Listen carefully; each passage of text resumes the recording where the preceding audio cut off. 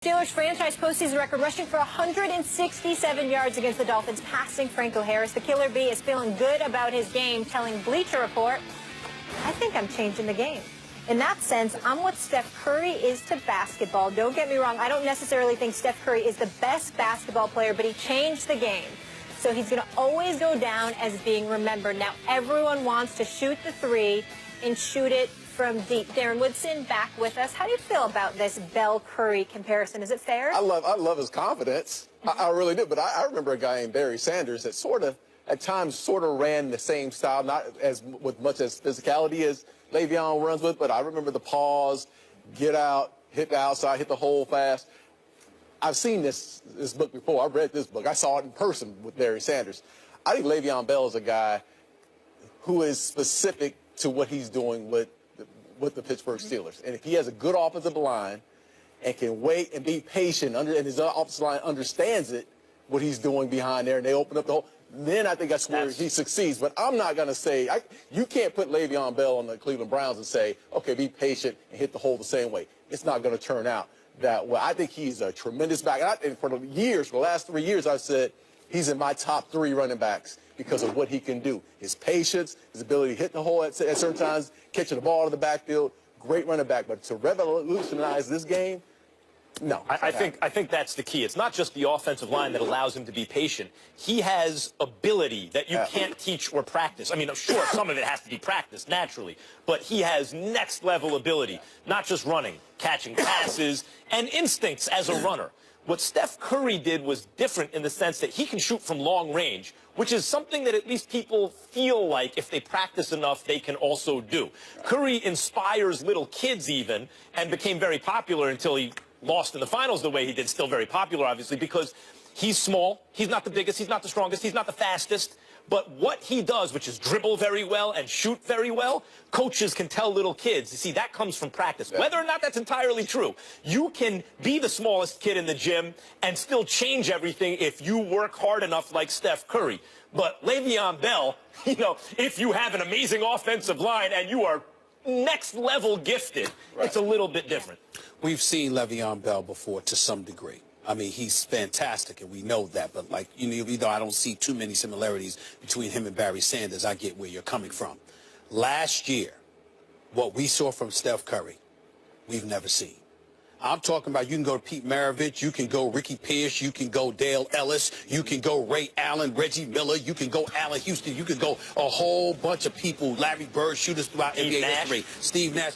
I have never seen an individual shoot the basketball from long range, off the dribble, no matter where he was on the floor, that I saw from Steph Curry in the history of basketball. Mobile artillery unit.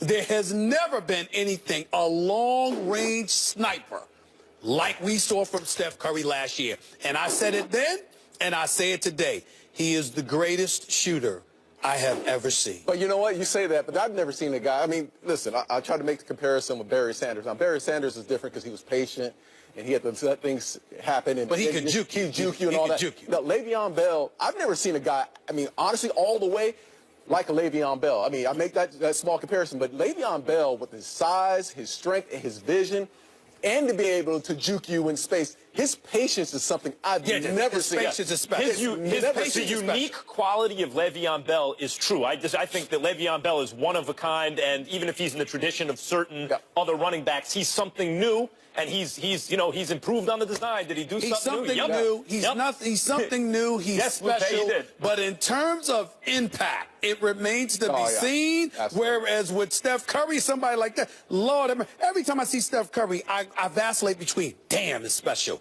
And the other emotion is, I'm depressed because the Knicks had him one pick later. We gotta go to break. But the uniqueness of Le'Veon Bell is reliant on other things that not everyone can have. Steph Curry's, at least people feel, can be imitated. We got to go to break. Real quick, speaking of being seen, will we see you after Sunday regardless? Absolutely. Regardless. Absolutely. Win or lose? No, listen. We'll see you next week. Okay. Thank you. We gotta go. Darren, so good to see you. Coming up after the break, he needs no introduction. Floyd Money Mayweather joins the desk. Stay here. He kept telling me it was about time.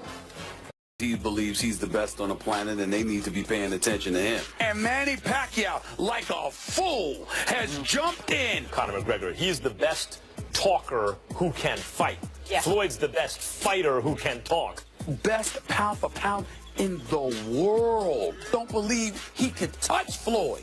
The question is, what if he does? Would I pay to see it? Hell yes, I would. 49-0, you're just matching Rocky Marciano's record instead of eclipsing it. Unless your main name is Floyd Money Mayweather, you've lost. Now, I'm going to whip your you-know-what. 49 have tried and 49 have failed. It is not every day that we get Floyd Money Mayweather in Bristol. I kept hearing we're going to have you on the show. I never thought it would be here. And you're promoting the super middleweight unification bout between Duppy and Badu Jim Stegall on Saturday. Yes, sir. I'm here. Look, first of all, let's get a couple things out of the way. You know, every time I think that you're retiring, I mean, it's official. Obviously, you're not fighting anymore. Then I'm at the Manny Pacquiao fight. Who sit behind me? It's Floyd Money Mayweather. Conor McGregor opens his mouth. It's about Floyd Money Mayweather. TMZ got a video. It's Floyd Money Mayweather. For somebody that's retired, man, you haven't gone away. What's going on with Floyd Money Mayweather? Staying relevant. I guess I'm just the biggest name in contact sports. I'm the biggest name in contact sports. I'm something to talk about. Are you going to fight again? As of right now, absolutely not. I know you're retired. I'm very, very, very comfortable. Very comfortable. But if someone comes with $100 million plus, I've read those quotes, if it's a 9-figure payday? Well, you know, I can get that anyway. You know that. Well, in fairness to him, in fairness to everybody, I've said this. When you and I spoke a few months ago, you said, listen, I'm retired. Yes. However, if I fight again, it won't ever be for less than 9 figures. That's something that you said, so I make sure. I feel my health is more important. I feel my health is very, very important. I've made, in the sport of boxing, just period, in the entertainment business, I made somewhere upwards of $800 million, and I was able to make smart investments. So, you know, but this time is very, very valuable and very important to my children.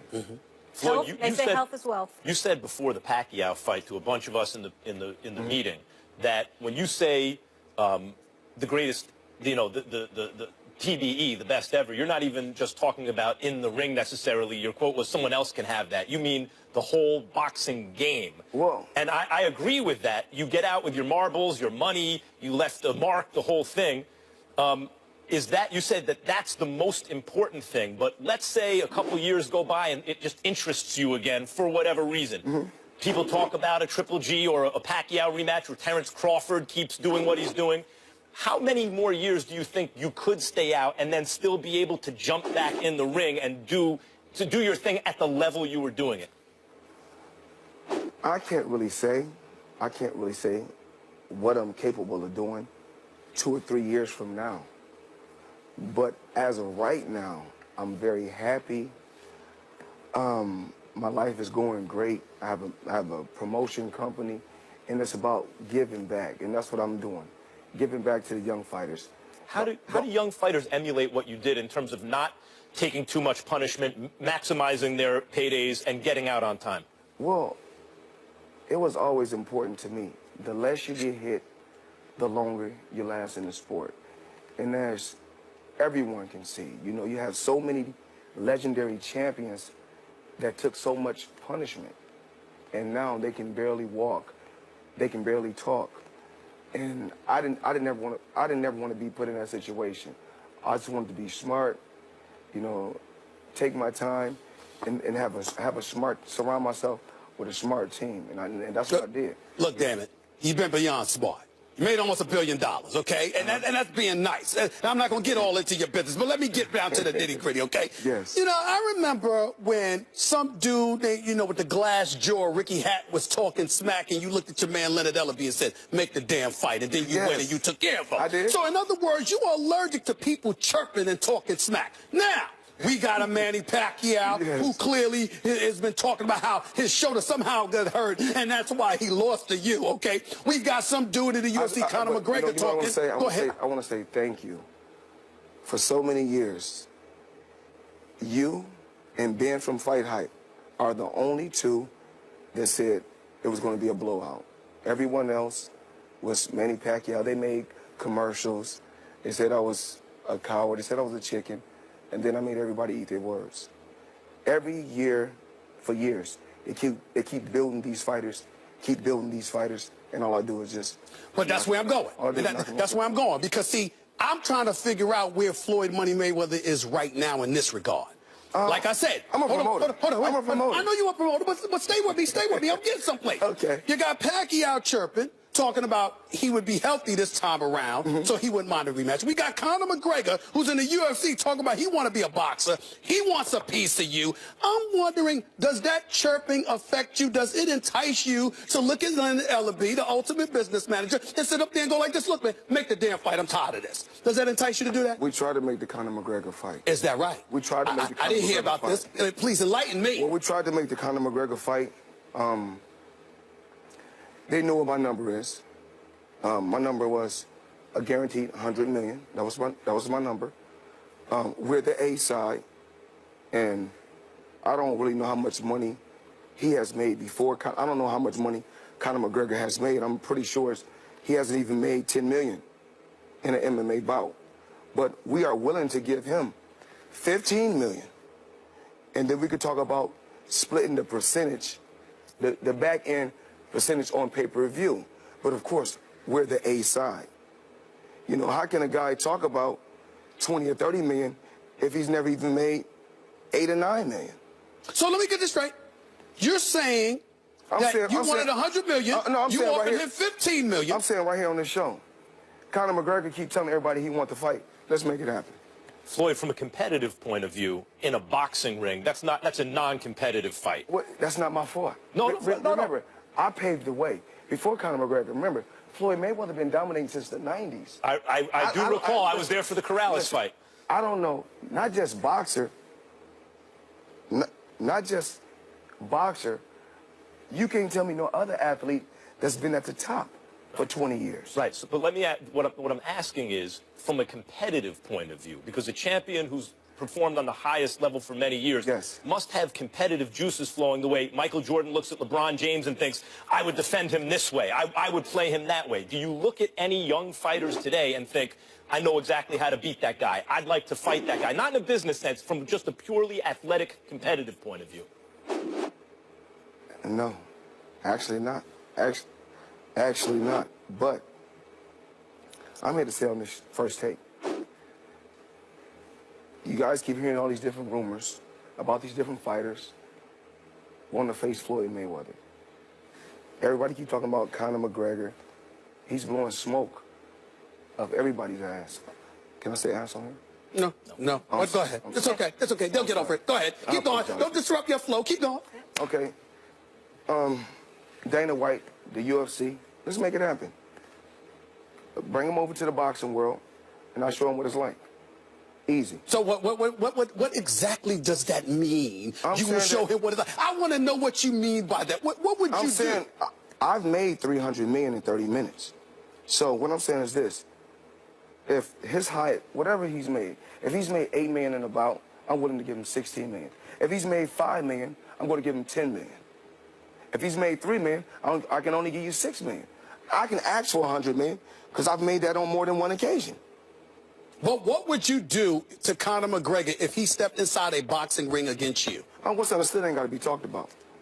What's understood ain't got to be talked about. Can I ask one question real quick before we move on? Because I've been dying to know. Please tell me, switching gears, then you guys can take back over with all the box stuff. This Soulja Boy Chris Brown, what is this beef? What is the deal, Floyd? Now I'm hearing it's in Abu Dhabi. Is this really happening, this fight? My thing is this. You know, hip-hop artists, R&B artists, talking about physically hurting each other in the streets. Okay. My thing is put down the guns and put on the gloves. And let's do this. It could be a charity bout, and the money can go towards something positive. That's, you know, because I have Mayweather Promotions, and we're about being positive. So, is the fight going to happen? We're working on it. All right. It's a lot of work. You got to keep us posted. As crazy as that sounds, Max, and I mean, Max knowing the boxing, you do the aficionado. As crazy as that sounds, I mean, damn, the president is a Twitter troll for crying out loud. I mean, anything's possible in the There's nothing wrong United with States of people America. lacing up the gloves to settle their differences. And the gloves instead of guns, I ain't got a problem with that. Put down the guns. It's not a bad idea. Put down the guns and put on the gloves. And is it Abu Dhabi? Is that where you guys are looking at? No, Los Angeles or Las Vegas. Either or. Floyd, from what I can gather from what you're saying, it seems that your interest, what gets your juices going, is the business of it all. Even in terms of the Conor McGregor, it's about making the deal, the business deal that seems to be exciting you, as opposed to, and you even mentioned this before the Pacquiao fight, you were tired of the athletic, competitive side of it, and you were kind of done with boxing. Is that how you're still feeling? Sometimes after an absence, a fighter will start to itch because he's been doing it his whole life. I just want to say what I'm looking for. I'm looking to find the next Floyd Mayweather, because I've accomplished everything that I wanted to accomplish. I broke every record in boxing. I'm not here to knock Rocky Marciano. I'm not here to knock Muhammad Ali or no legendary champion that paved the way for me to be where I'm at. But if I don't have that mentality that I'm the best, I wouldn't have accomplished what I've accomplished in the sport of boxing. Having said that, here's where I'm at. The Floyd Mayweather that I know likes his money. That's why he's Money Mayweather. And no matter how much money there has proven to be in promotion, it seems to me, as somebody who lets the world know you own your own brand, so you get the promotional dollars plus the boxing dollars. But let's get this right. I'm the only athlete. That's right. I'm the only athlete that owns his own brand outright, and I'm the only athlete that owns all his fights. That's right. So what I'm saying to you is, there's nobody that you're representing that's going to generate the money as a fighter that you would generate. So being that, combined with the fact that you love your money, here's my question. Well, you got to realize this. The thing is this. Conor McGregor has a boss. He has somebody he got to answer to. Pacquiao. I wasn't even going Conor McGregor. But Pacquiao has a boss. He has somebody he has to answer to. I don't have no boss. Yeah, that's true. But the bosses even are going to capitulate to you, because the money that they want to generate for the fighters, they know they can't generate the dollars for them going against somebody else. He's they saying can generate he used his leverage to make himself a boss. Exactly. And now that he's the boss, that's where I'm going. I'm going here. You've got a situation where if Pacquiao continues to look relatively decent and swear and gets everybody to believe that he was truly injured when he fought you, that could potentially be another $100 million fight. Would he get a rematch? Or what about Triple G? I don't want you against Triple G. You know, listen, I believe in you. Was Triple G the same guy that was struggling with a welterweight? Yeah. With Kell Brooks. Kell Brooks. But I'm just saying, what he would argue is that he can't get good fights, so he's getting hit on purpose. So with Pacquiao, is this the same guy when the fight was over? He was raising his hands like this? That's it. That's the same guy. It's the same guy. Okay. That's the same guy. That's that. There's no confusion there. That's the same guy. I want to make sure. No one really thinks Pacquiao won that fight. No. I'm not saying they think he won the fight. I'm saying that because he's saying that he wasn't 100%, he would be 100% for a rematch, which could potentially generate the kind of dollars that you would want. So would that make you reconsider coming out of retirement? That's what I'm asking. Only thing that I'm probably interested in, it's probably the Conor McGregor fight. Really? Floyd, you mentioned... I'm a businessman, and it makes more business sense. Yeah. Easy work, 100 million, why not? I believe in work, like what me and Al Heyman talk about every day. You know, I believe in working smarter, not harder. Floyd, you mentioned looking for the next Floyd Mayweather. The problem with that is you not only need to find an all-time great fighter who doesn't take a lot of punishment and has the ability to win all of his fights, because a lot of your popularity was based on the fact, oh, no one can beat you. And you promoted that. But you also have to have someone with a personality who can sell fights. So I see fighters like Terence Crawford, like Lomachenko, really excellent fighters. Or are they the next Mayweather? But can they also sell the fight? How do you find that? Terence Crawford is a hell of a fighter. Yes, he is. Lomachenko is a hell of a fighter. These fighters are, I'm talking about, do I think they're going to be in the Hall of Fame? Absolutely. But we're not talking about Money Mayweather. Let's talk about Pretty Boy Floyd. Right. Now, when we talking about Pretty Boy Floyd, we talking about a 90% knockout ratio. We talk about fast hands, fast feet, combination. I mean, a complete fighter. But you remember, I was a professional as a teenager. So after the Shambe Mitchell fight, my body was completely broke down. Or probably after the Arturo Gatti fight, my body was completely broke down. It was Shambe Mitchell because Arturo Gatti fight, he didn't touch you. I was there, Atlantic City. The man didn't touch you. I mean, don't even get me started. He didn't even touch you. He didn't touch you. We got to get a quick break in here. Broke it down. Floyd, What did he break you down with started bad boy? He didn't touch you. A little something.